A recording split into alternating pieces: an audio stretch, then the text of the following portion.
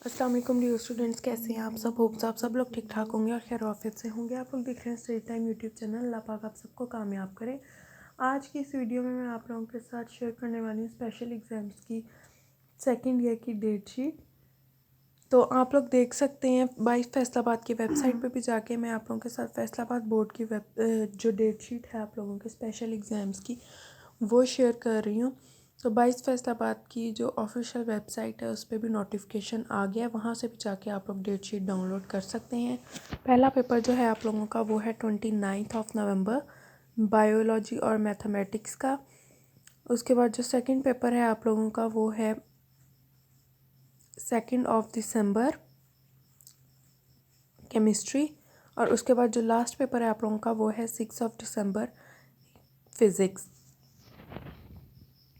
तो आप लोग अभी जाएं 22 फैसलाबाद की वेबसाइट पे और ऑफिशियल वेबसाइट से अपनी डेट शीट डाउनलोड करें।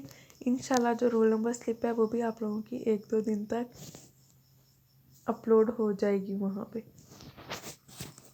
तो ये जो डेट शीट थी मैंने आप लोगों के साथ शेयर कर दी है। होप सो आप लोगों के लिए बेनिफिशियल रहेगी। चैनल को सब्सक्राइब करना ना भूलिएगा। अल्लाह हाफिज़।